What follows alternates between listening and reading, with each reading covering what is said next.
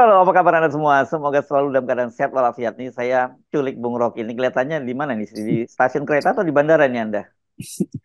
Di bandara di bandara Istanbul. Ya, oke, di bandara Istanbul. Dan saya kira akhirnya apa yang Anda selama ini dorong-dorong sahabat Anda Pak Mahfud MD untuk mundur itu akhirnya betul-betul mundur juga Bung Rocky. Dan kabarnya sih sebenarnya sudah ngirim surat dia ke istana. Jadi Pak Mahfud cuma nggak mau mendahului saja itu kelihatannya. Ya itu posisi etis yang bagus buat Pak Mahfud karena nanti beliau akan tercegat juga Hmm. oleh semacam basa-basi palsu gitu kan. Kan Ibu Mega mestinya yang akan larang Mahfud mundur kalau Hmm. memang Hmm. masih ada kepentingan PDIP. Kan partai yang Hmm. mengusulkan Mahfud kan PDIP. Jadi Hmm. sebetulnya itu satu sikap yang bagus supaya orang tidak gelisah ini mau ngapain si Hmm. Mahfud. Atau Hmm. pada akhirnya tuh dia akan mundur. Jadi sebetulnya soal momentum itu kan itu hitungan teknis. Secara Hmm. etis Mahfud sudah berseberangan dengan Jokowi. Hmm. Secara teknis ditunggu momentum tuh. Hmm. Tetapi kalau momentumnya nggak ada, apa yang etis itu batal. Jadi Hmm. saya kira itu semacam imperatif moral yang memaksa Mahfud atas alasan etik tadi, political ethics itu mundur. Jadi Hmm. bagus juga kalau ya kalau tinggal ya apa sih kan secara prinsip sudah udah mundur. Jadi Hmm. ucapin aja bahwa memang sudah mundur, tetapi mungkin akan diucapkan oleh Pak Presiden. Jadi tunggu Hmm. aja Pak Presiden ucapkan menerima permintaan mundur Jokowi Mahfud. Pak Saya kira Mahfud. itu Ya, mestinya ya. yang diucapkan Pak Mahfud. Ya kan kan kalau Pak Mahfud kemudian mengundurkan diri tanpa menunggu Pak Jokowi terkesan seperti itu fait accompli gitu ya, nggak etis juga karena dia tadi menyatakan bahwa kan dia Ya, diangkat dengan cara yang terhormat gitu ya Bung Rocky ya. Kita pahamilah soal itunya ya, soal etikanya itu ya. ya. Hmm.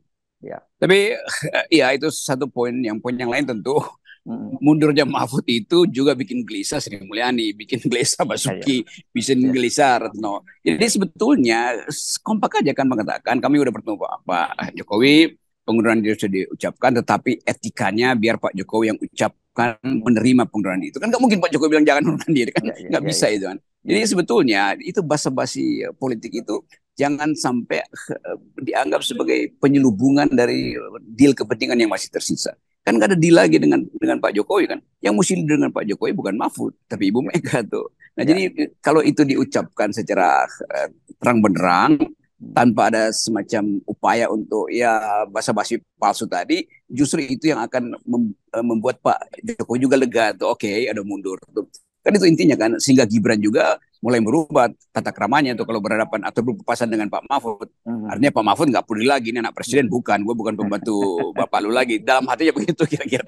Jadi, jadi sebenarnya sinyal itu terlihat ketika kemarin malam itu debat gitu ya, Pak Mahfud akhirnya bisa lepas gitu, lepas dari bayang-bayangnya bahwa dia anak buahnya Pak Jokowi nggak enak sama Gibran karena dia pun juga sempat membalas ledek-ledekan Gibran dan pada akhir pidato sebenarnya ketika menyampaikan itu dia sudah memberi sinyal dengan mengucapkan terima kasih pada Pak Jokowi gitu. Ya itu sebetulnya waktu dia ucapan terima kasih satu dia udah mundur. Jadi Iya, suratnya iya, udah nyampe pada Pak Jokowi itu. Tapi betul. gelisah Pak Mahfud nunggu ke Pak Jokowi nggak Hmm. sambut itu ya. Iya, Jadi iya. sebetulnya mungkin juga Sri Mulyani udah lakukan hal yang sama. Hmm. Cuman Jokowi belum jawab aja kan. Ya Hmm. semacam ya jeweran terakhir dari Jokowi mungkin kalian kenapa sih kira-kira begitu. Tapi Hmm. juga buat Pak Jokowi lebih lega sebetulnya sehingga dia bisa susun kembali uh, usulan-usulan baru untuk menyelamatkan sisa-sisa terakhir dari kabinetnya kan. Iya, iya. Mungkin Pak Boy Tokir udah siap-siap untuk dipanggil menggantikan Sri Mulyani Iya, iya. atau Hmm. Erick Thohir sendiri Hmm. udah siap-siap dipanggil lagi untuk jadi ad interim dari Pak Hmm. Hmm. Jokowi, Hmm. Pak Mahfud kan biasa aja itu kan.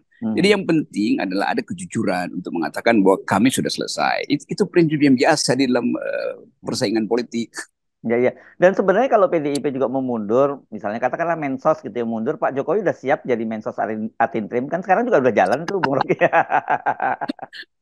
Nah, itu baru baru bisa disebut sebagai Indonesian. Artinya Ya. tradisi khusus Indonesia bahwa Jokowi sebagai presiden dia Hmm. merangkap kepala tim sukses Gibran Hmm. sekaligus merangkap Mensos menteri Atintrim. sosial. Ya, ya. Dan mungkin juga dia akan merangkap menteri luar negeri nanti itu. Ya, ya, ya. Oke.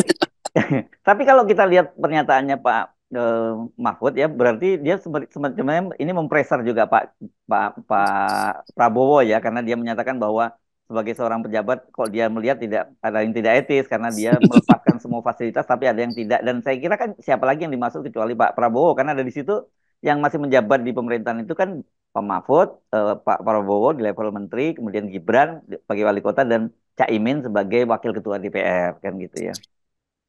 Ya itu poin yang juga paling penting itu supaya terlihat bahwa Jokowi memang memberi memberi contoh yang bagus bahwa dia berselisih dengan Jokowi pada akhirnya kan berarti mesti berselisih kan Pak kalau nggak Mahfud maksudnya, berselisih ya bukan Pak Jokowi yang beri sorry contoh, Pak Mahfud ya. ya maksudnya Pak Mahfud kasih contoh yang baik karena Hmm. tetap politik ini adalah perselisihan itu Hmm. intinya kan buat Pak Prabowo itu bukan perselisihan tapi ini adalah pemastian hubungan yang tak terpisahkan dengan Jokowi. Hmm. Jadi kelihatannya susah buat Pak Prabowo karena kalau Pak Prabowo lepasin itu artinya dia kehilangan semacam urgensi untuk mendekati untuk berdekatan terus dengan Pak Jokowi kan. Kan konsekuensi dari ucapan Mahfud masih pakai uh, fasilitas jabatan, ya tentu Pak Prabowo bilang ya karena saya dan tidak diminta untuk mundurkan diri. Lain kalau Pak Prabowo bilang saya juga ikut mundurkan diri, itu bagus juga sebetulnya kalau Pak Prabowo mundurkan diri karena tetap walaupun Prabowo pro pada Jokowi, tapi supaya ada satu pelajaran bagus, saya pro Jokowi tetapi saya mundurkan diri, tapi dengan konsekuensi tetap membantu menyelesaikan promosi-promosi dari Jokowi kan itu sikapnya begitu kan. Jadi ucapan Pak Mahfud juga berlaku untuk Prabowo yaitu mundur dari kabinet sama aja itu bukan sekedar melepaskan fasilitasnya tapi harusnya mundur. Ya. Tapi kalau mundurnya Pak Prabowo saya kira berbeda dengan Pak Mahfud ya karena satu seperti kita bilang pasti, ada ya karena begini jelas apa yang tidak mungkin apa yang dilakukan oleh Pak Prabowo itu tanpa persetujuan dari Ibu Megawati kan karena bagaimanapun kan dia diajukan sebagai calon wakil presiden oleh PDIP dalam hal ini ya Bung Rocky dan ini menarik sekali kalau kemudian dikaitkan dengan PDIP ini. Betul, jadi Joko Mahfud tentu ngomong dengan Mega dan dia ngomong nggak ngomong tapi dia bisa membaca tuh dan sebetulnya dari awal Mahfud ingin ucapkan itu tetapi tadi karena pertimbangan macam-macam dan kelihatannya Ibu Mega udah kasihnya udah keluar aja. Demikian juga menteri-menteri yang lain dari PDIP pasti dalam hitungan 2 hari ini akan mundur semua tuh. Itu saya kira gampang untuk dibaca tuh. Jadi Pak Prabowo sebetulnya hanya diberi tanda supaya mundur bukan karena anti Jokowi, tapi justru untuk membuat level playing field-nya sama kan. Jadi sama-sama bukan menteri, sama-sama bukan anak buah Jokowi lagi kan. Tetapi tentu secara politis ya Prabowo merasa dia anak buah Jokowi itu walaupun dalam pikiran Gerindra mungkin berbeda, bukan Gerindra misalnya koalisi itu bisa berbeda. Tentu Pak SBY punya cara pandang yang lain tentang hubungan dia dengan Jokowi. Demikian juga mungkin Erlangga. Tetapi bagi Prabowo itu kan sesuatu yang nggak mungkin dipisahkan. Chemistry Prabowo dan Jokowi itu melekat. Lain dengan SBY yang terpaksa untuk masuk ke dalam kubu Prabowo. Lain juga dengan Erlangga yang sebetulnya tadi ingin lebih otonom tapi nggak bisa karena ditagih oleh semua peralatan Jokowi kan. Jadi itu poin-poin dasar yang mesti kita bedakan antara kalau Prabowo mengundurkan diri itu tidak berarti dia berselisih dengan Jokowi. Tapi kalau Mahfud mengundurkan diri itu karena Megawati berselisih dengan Jokowi kan itu dasarnya. Karena diusung oleh PDIP. Ya, jadi ini semakin menegaskan kan kalau benar kalau gitu kemarin Pak Jokowi sebenarnya minta ketemu dengan Ibu Megawati, tapi Ibu Megawati yang tutup pintu rapat-rapat gitu ya, nggak buka lagi ya. Jadinya artinya kemudian istana bilang nggak ada permintaan untuk ketemu gitu ya.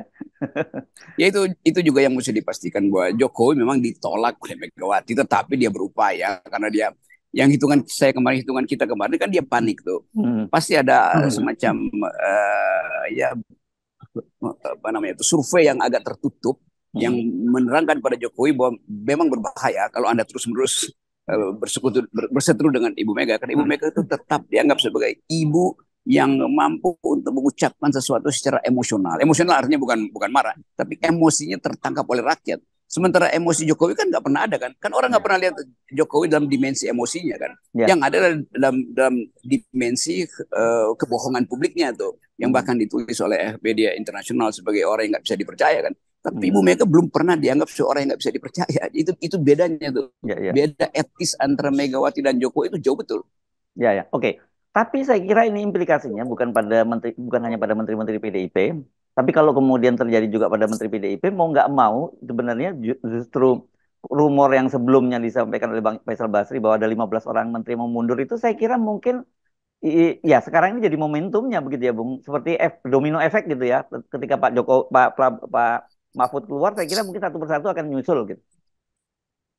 Itu oke, itu eh, efek yang mestinya sudah diduga oleh Pak Jokowi. Kan Pak Jokowi ngerti bahwa ya mereka pasti akan mundur tuh. Tetapi dia tunggu siapa yang berani mundur duluan kan. Nah, Ya. ini pada pintu dan sebetulnya daripada mencicil lebih baik satu satu blok itu, satu gerbang itu mundur aja.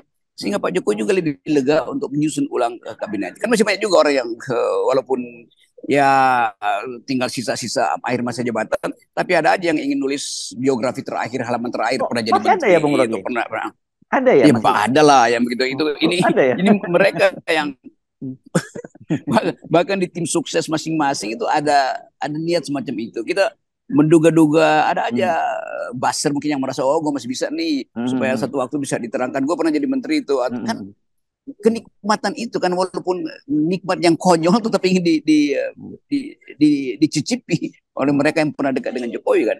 Ya, ya. Mungkin beberapa orang di KSP juga bersiap-siap mungkin atau beberapa komisaris merasa bahwa ya gue akhirnya bisa jadi menteri pendidikan. Kalau misalnya si siapa menteri pendidikan lupa lagi saya namanya Nadim, Nadim. si si Nadim itu mundur dan Nadim juga potensi buat mundur sebetulnya kan udah lama gak disebut-sebut namanya kan tapi saya juga berharap bahwa kemampuan-kemampuan etik bangsa ini masih bisa ditunjukkan dengan mengundurkan diri itu jangan Hmm. sampai kita anggap bahwa ini para oportunis kok udah di ujung jurang masih berupaya untuk menahan diri padahal sebetulnya ini bangsa udah mau runtuh tuh jadi dengan cara yang bagus sebaiknya mereka mundur di situ ini untuk melegakan Jokowi menyusun kembali ke kabinetnya kan masih lumayan kan masih ada 9 Sampai, bulan. ya, ya, ya. Ya walaupun saya yakin banyak yang mau, tetapi kita sulit untuk membayangkan Pak Jokowi akan mendapat menteri-menteri yang berkualitas dengan sangat bagus gitu. Katakanlah misalnya dalam kasus kita melihat kemarin ketika Menkominfo Budi Aristiadi dijadikan ad interim sebagai Menlu, itu kan benar-benar nggak nyambung banget gitu. Tapi ya apa boleh buat Pak Jokowi kan membutuhkan orang-orang yang bisa dia percaya gitu. Apalagi dalam situasi semacam ini, kelihatannya Pak Jokowi pasti berpikir penting tentang triumvirat gitu ya, orang-orang yang akan kalau terjadi apa-apa yang akan mengambil alih kan di situ ada Menteri Pertahanan, ada Menteri Dalam Negeri dan juga Menteri Luar Negeri gitu kan secara konstitusinya kan begitu.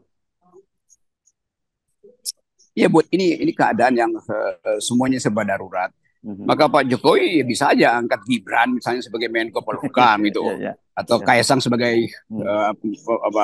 Menteri Keuangan karena Sri Mulyani mundur. Kan ini cuma soal mempertahankan portofolio kabinet supaya terisi.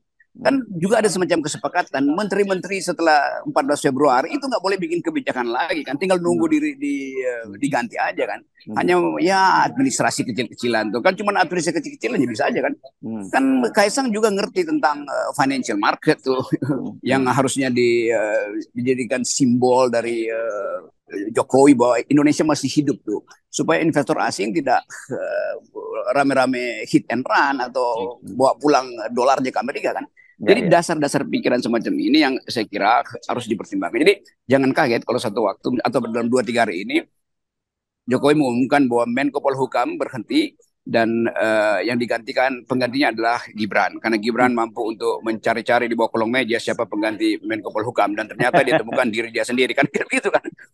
Ya, saya kira ini tidak ada pilihan lain buat Istana karena sebenarnya pengumuman Pak Mahfud walaupun menyatakan masih menunggu keputusan dari Istana itu semacam fight accompli gitu ya buat Pak Mahfud biar segera cepat diumumkan gitu ya. Jadi saya kira mungkin paling lambat Iya, besok atau satu dua hari ke depan Istana akan segera mengumumkan itu ya Bung Rocky. saya kira mungkin nanti malam juga Jokowi Hmm. akan terangkan dia apa Mahfud mengundurkan diri dan silahkan yang lain kalau mau mengundurkan diri satu kesempatan bagi presiden untuk tampil berbicara lagi di depan Ya, televisi kan itu dasarnya itu. ya. Jadi tekanan itu memang diucapkan tanpa menyebutkan waktu tapi tentu secepat-cepatnya dan itu, saya kira Jokowi udah sepakat untuk nanti malam dinyatakan penerimaan pengunduran diri Mahfud MD. Yes, oke, baik. Terima kasih Bung Rocky. Ya, Oke, buat kita asik, tetap yes, 0%. Yes, iya, oke. 0%. Yuk.